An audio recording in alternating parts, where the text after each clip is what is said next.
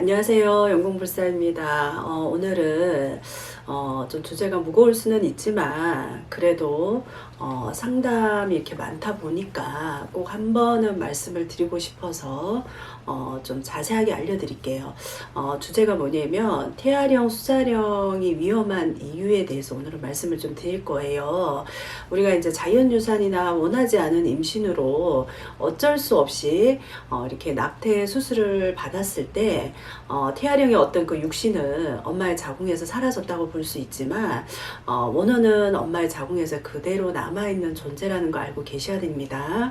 우리가 이제 남녀가 서로 사랑을 해서 얻게 되는 아이는 엄마의 뱃속에서 10달 동안 그 부모의 사랑을 듬뿍 받고 이렇게 출산으로 이어지는 게 정상적인데 어떤 뭐 또 실수로 인해서 자연유산이나 아니면 수술로 인해서 세상에 빛도 보지 못하고 이렇게 그 태아령이 원혼으로 남게 되는 경우도 또 많아요.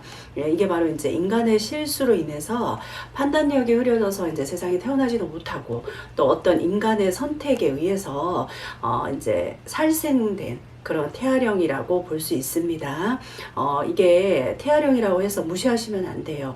이게 어떻게 보면 굉장히 위험하다는 거를 좀 이렇게 인지를 하셔야 될 것 같습니다. 어떤 분들은 이런 어떤 그 태아령의 존재를 너무 깊게 생각하지 않는 분들이 많으세요. 뭐 태아령이 뭔데 뭐가 위험해 이렇게 말씀하시는 분들이 있는데 생각을 잘못하고 판단을 또 못하시고 자신이 하는 행동이 사람들에게 얼마나 위험한 상황을 주는지도 인지를 못하시는 게 어떻게 보면 첫 번째 위험성이라고 보실 수가 있습니다. 이 태아령은 온전한 인간의 상태가 아니고 또 대화가 안 되고 또 때를 많이 써서 달래기가 쉽지 않을 뿐더러 또 엄마의 곁에서 이렇게 떠나지 않으려고 하는 성향이 있어요.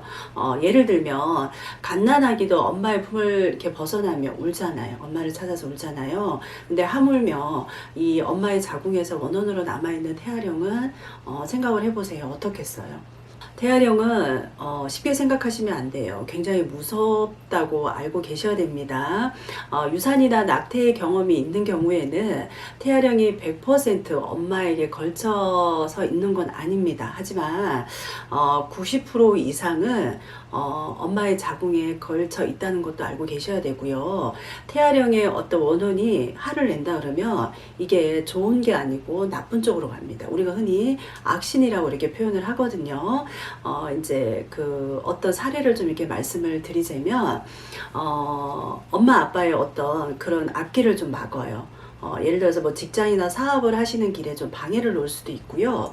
또 이유 없이 뭐 몸이 좀 이렇게 아프다든가 그리고 또 이렇게 연애하는 부분에 대해서도 상당히 이 태아령들은 예민합니다. 그리고 또 엄마 옆에 어떤 남자를 두지를 못해요. 자꾸 방해를 한다든가 아니면 부부싸움을 하게 만들어서 이렇게 좀 두 사람이 멀어지게 합니다. 그러니까 행복하게 사는 그런 모습을 이렇게 못 본다 이렇게 알고 계시면 될 것 같아요.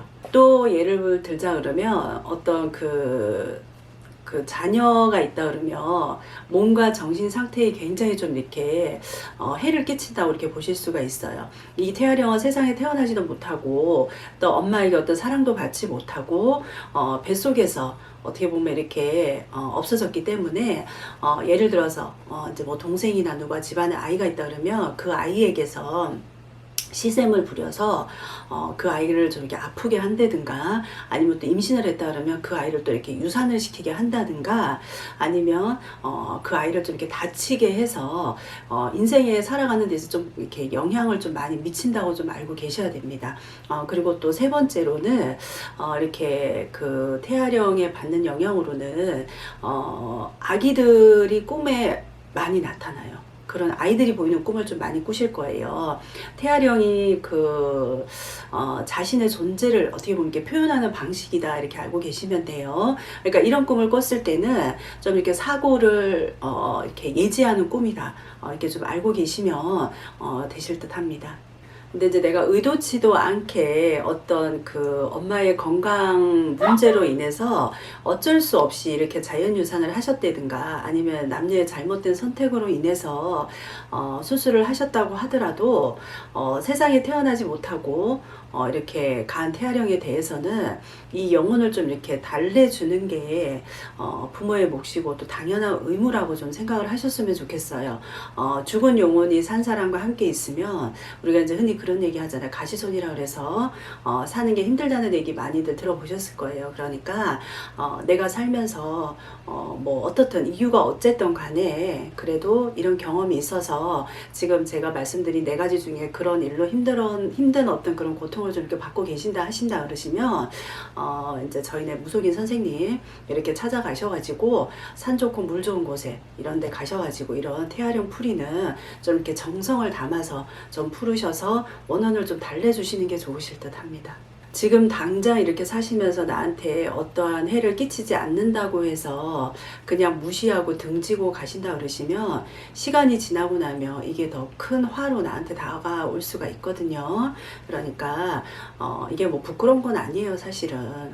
내가 더 큰 화를 안 입기 위해서는 미리미리 예방하자는 차원에서 하신다 이해를 하시면 될 것 같으니까 혹여라도 이런 경험이 있고 조금의 두려움이 있고 좀 뭔가는 이상하다 그런 느낌을 받으신다 그러시면 오늘 방송을 보시고 좀 참고가 좀 많이 되셨으면 좋겠습니다. 감사합니다.